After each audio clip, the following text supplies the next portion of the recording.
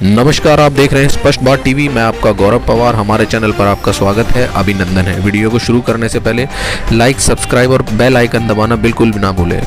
आज ward number 69 के जाने माने नेता, कांग्रेस नेता श्री मुरारी लाल जी का जन्मदिन था, जिसमें जाने माने समाज सेवी श्री मदन खुराना जी ने उनका भव्य जन्मदिन मनाया और उनका भव्य स्वागत किया, जिसमें कि युवाओं ने, बुजुर्गों ने और बच्चों ने बढ़ चढ़कर उनके जन्मदिन में हिस्सा लिया और उनकी जीवन की दीर्घायु की मनोकामना की, जिसमें कि वार्ड नंबर 69 के कांग्रेस नेता भी शामिल थे। श्री मुरारी लाल जी को जन्मदिन की बहुत बहुत शुभकामनाएं देते हैं। सर, सबसे पहले आपको बहुत बहुत शुभकामनाएं। धन्यवाद। सबसे पहले तो मैं शुभकामनाएं मेरी माताएं बहनें जो मेरे पास आई है, जो मेरा जन्मदिन मना रही है, उनके लिए बहुत बहुत हाथ जोड़ के प्रणाम करके मैं बहुत बहुत धन्यवाद करना चाहता हूँ। और मुझे बहुत खुशी है कि माता बहनों ने मुझे आशीर्वाद दिया है। ये माताएं, बहनें, बेटियां, इनका एक लक्ष्मी का रूप होता है। मैं इनके लिए प्रणाम करता हूँ और हमेशा प्रणाम करता रहूँगा। तो मुझे इस बात की खुशी है कि इन माता बहनों ने आके मुझे आशीर्वाद दिया है, तो इससे बड़ी खुशी मुझे मिल नहीं सकती। परमात्मा ने आशीर्वाद। नमस्कार, आप देख रहे हैं स्पष्ट बात टीवी। मैं आपका गौरव पवार। तो इस वक्त हम शकूरपुर क्षेत्र में, जो हमारे साथ हैं कांग्रेस पार्टी के एक्स काउंसलर आदरणीय श्री सत्येंद्र शर्मा जी। सर, आपने किस प्रकार आदरणीय मुरारी लाल जी को आज शुभकामनाएं दी और आने वाले चुनाव के बारे में आप क्या रणनीति रखते हैं?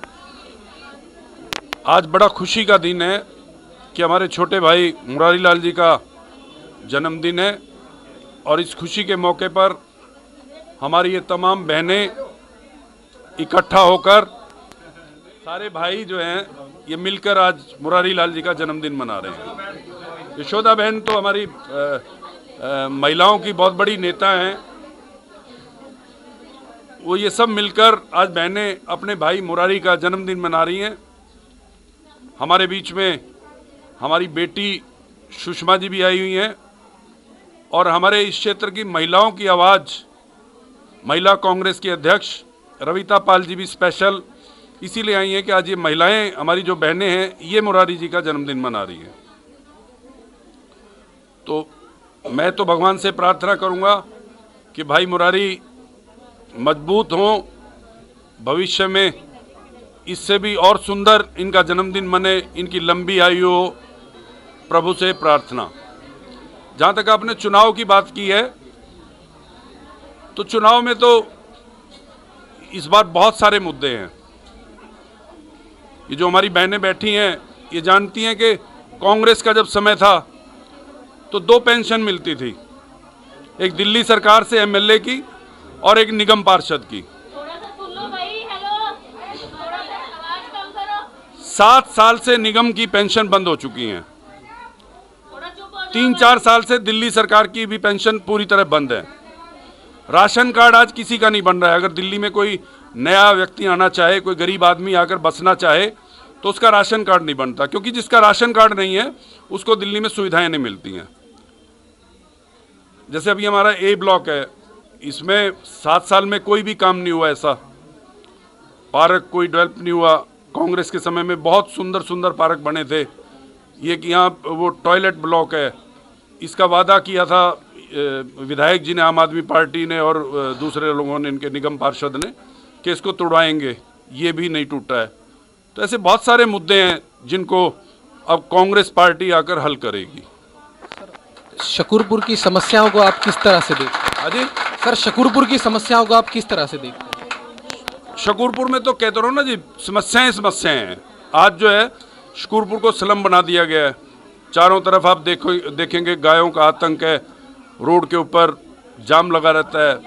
बीच में कोई डिवाइडर और लगा दिया है। अगर कोई हमारे यहाँ मेहमान आ जाए तो उसका स्कूटर तक भी खड़ा नहीं हो सकता, गाड़ी तो दूर की बात है। जबकि आज कांग्रेस पार्टी की वजह से जो हमारे इतने अच्छे मकान दिए और अब सब लोग हमारे संपन्न हो गए हैं, सभी के पास गाड़ियाँ हैं। इनकी अपनी गाड़ी खड़ी करने की बहुत समस्या है। अगर कोई मेहमान आ जाए तो वो अपनी गाड़ी भी यहाँ खड़ी नहीं कर सकता। और भी कोई ऐसा काम, इवन के नालियाँ भी साफ़ नहीं होती। और मकान अगर कोई बनता है कॉलोनी में तो उसको आकर पता नहीं कितने डिपार्टमेंट आकर तंग करते हैं। गरीब आदमी अगर अपना मकान बनाए तो उसको नगर निगम भी तंग करेगा, पुलिस भी तंग करेगी, बिजली वाला भी तंग करेगा, जल बोर्ड वाला भी तंग करेगा। तो ये सब जो है विधायक और निगम पार्षद की शय पे हो रहा है। तो कांग्रेस पार्टी अगर आएगी तो इन सभी समस्याओं को दूर करेगी। सर मैं चाहूँगा जो एक कांग्रेस पार्टी का जो चेहरा देखा जा रहा है काउंसलर के रूप में, आदरणीय श्री मुरारी लाल जी की पुत्र वधू जी को देखा जा रहा है, एक बार उनका भी आप परिचय करा दीजिए जनता से। नहीं देखो, वैसे तो कांग्रेस में बहुत सारे लोग टिकट मांग रहे हैं और मुरारी जी की पुत्र वधू हैं सुषमा जी, ये भी एक मजबूत दावेदार हैं। ये बेटी सुषमा खड़ी हो जाओ एक बार, ये सुषमा जी हैं, सुषमा हैं, ये मुरारी जी की पुत्र वधू हैं। सुषमा जी सबसे पहले आपको बहुत बहुत शुभकामनाएं मुरारी जी के जन्मदिन पर, और दूसरा आप महिला सशक्तिकरण का एक नया चेहरा देखा जा रहा है, उस महिला सशक्तिकरण के बारे में आप क्या कहते हैं? मैं महिलाओं के लिए सभी कुछ जो भी उनकी परेशानियां हैं पूरी तरह से हल करने की कोशिश करूंगी, और अपने इलाके की साफ़ सफाई, बुजुर्गों की पेंशन वगैरह जो भी काम है अपने ब्लॉक के, उनको पूरी तरह से हल करूंगी। बस इस एरिया की महिलाओं की अध्यक्ष हमारे साथ हैं, मैं उनसे बात करना चाहूँगा। मैडम, आप महिलाओं की समस्याओं को किस तरह से देखते हैं? सबसे पहले आपका बहुत बहुत स्वागत है हमारे चैनल पर, और सबसे पहले आपसे यही सवाल पूछूंगा, आप महिलाओं की समस्याओं को किस तरह से देखते हैं? देखो, सबसे पहले जो महिलाओं की आज समस्या है वो है अरविंद केजरीवाल की दारू की आबकारी नीति, जो हर ब्लॉक के अंदर 3-3 खोलने का काम इस सरकार ने किया है। क्योंकि जब आदमी या बच्चे नशे की लत में पड़ते हैं तो उसका सबसे ज़्यादा असर पड़ता है घर की महिलाओं पर। उसी के साथ साथ में जो महंगाई है, जैसे सिलेंडर 900 के पार, सरसों का तेल 200 के पार, इन सब चीज़ों के भी कहीं ना कहीं उन्होंने, जो हमारी महिलाएं एक बचत करती हैं, सीधे सीधे उन्होंने रसोई पे भी डाका मारा है। तो ये महिलाओं की प्रॉब्लम है। उसके बाद में महिलाओं की जो सुरक्षा है, जिस सुरक्षा को लेके इन्होंने वादा किया था, आज दिल्ली में कौन सा ऐसा दिन है जिस दिन रेप ना होते हो? अभी आप विकासपुरी थाने की तरफ जाओगे, वहाँ इसी तरीके का दारू का एक मैटर था, जहाँ एक लड़की को सरेआम उसके सर के बाल काट के, उसका मुंह काला करके और उसको जूतों की माला पहना के पूरे दिल एरिया के अंदर घुमाया गया है। तो फिर महिला सुरक्षा कहाँ है? जो अरविंद केजरीवाल जी कहते थे कि CCTV कैमरे लगेंगे महिलाओं के लिए, वो नंबर सब बंद पड़े हैं। तो इन्होंने तो एक भी वादा ऐसा पूरा नहीं किया जो करना चाहिए था। उसके बाद में इन्होंने कहा, अभी ये पंजाब में चुनाव लड़ रहे हैं, जहाँ कह रहे हैं कि हम हर महीना को महिलाओं को 1000 रुपये देंगे। जैसे कि मेरे से पहले स्वतंत्र शर्मा जी ने कहा कि निगम की जो पेंशन है वो 7 साल से बंद है। उसके बाद में जो ये विधायक की पेंशन है वो 3 साल से बंद है। जब से शीला जी की सरकार गई है, कोई नई पेंशन नहीं बंधी है। इन्होंने जो पुरानी पेंशनें थी उनको काटने का काम किया है। राशन कार्ड में भी 22 लाख राशन कार्ड आज की डेट में काट दिए गए हैं। क्योंकि पहले ऐसा होता था, अगर कोई भी व्यक्ति राशन ना ले तो उसका राशन कार्ड नहीं काटा जाता। आज क्या है, जो गुट्ठा पंचिंग का काम है, अगर कोई आदमी घर का ना जाए, किसी के फिंगरप्रिंट्स ना मिले तो उसको राशन नहीं मिलता। तो भाई साहब, महिलाओं की बहुत सारी समस्या है। एक हो तो मैं बताऊँ, यहाँ तो अंत ही नहीं है महिलाओं की समस्या का। तो हम इसी को लेकर, इसी मुद्दे को लेकर निगम के चुनाव में उतरेंगे। और कांग्रेस, प्रियंका जी का जो नारा आपने लिया है महिला सशक्तिकरण का, मैं एक बार चाहूँगा, यहाँ बहुत सारी महिलाएं इकट्ठा हैं, आप उनमें एक जोश भरे, एक जो प्रियंका गांधी जी का नारा है, एक बार आप दोहरा दीजिए। प्रियंका गांधी ने जो नारा दिया है, जैसे कि उन्नाव की एक बेटी थी जिसके साथ वहाँ के विधायक जो बीजेपी के थे, उन्होंने रेप किया, उसके परिवार को गाड़ी के नीचे कुचलवा दिया गया, उस लड़की को मरवा दिया, उसके एडवोकेट को थ्रेड दी। उसी के साथ में जब हमारी प्रियंका गांधी उत्तर प्रदेश की महासचिव बनी तो उन्होंने एक ही नारा दिया, लड़की हूँ लड़ सकती हूँ। उसी के साथ में उन्नाव की जो माँ थी जिसकी बेटी पीड़िता थी, तो वहाँ पर कांग्रेस पार्टी ने उस महिला को टिकट देने का काम किया है। ऐसे ही जैसे आंगनवाड़ी से मेरी यहाँ पे यशोदा बहन बैठी है, तो मैं यशोदा बहन को बताना चाहती हूँ कि यशोदा बहन ऐसे ही आंगनवाड़ी की एक आशा वर्कर थी, उसको भी प्रियंका गांधी ने टिकट देने का काम किया और उन्होंने कहा कि अपनी लड़ाई आप स्वयं लड़ो। तो तब उन्होंने ये नारा दिया, लड़की हूँ लड़ सकती हूँ। तो इसी से मैं महिला सशक्तिकरण से कहना चाहती हूँ कि जिस तरीके से प्रियंका गांधी ने आपके हाथ मजबूत किए, उसी तरीके से आने वाले समय में निगम में MCD के चुनाव में आप कांग्रेस को वोट देकर प्रियंका गांधी को मजबूत करना। जय कांग्रेस, जय महिला शक्ति। लड़की हूँ लड़की हूँ। भाई इसी चीज़ को मैं अपनी माता बहनों से ये कहूँगी कि इसी चीज़ को याद करके जाएंगी, और जिस दिन वोटिंग का दिन होगा ये बिल्कुल मत भूलना कि कांग्रेस पार्टी जो आपकी हक की लड़ाई लड़ सकती है, और कोई पार्टी नहीं।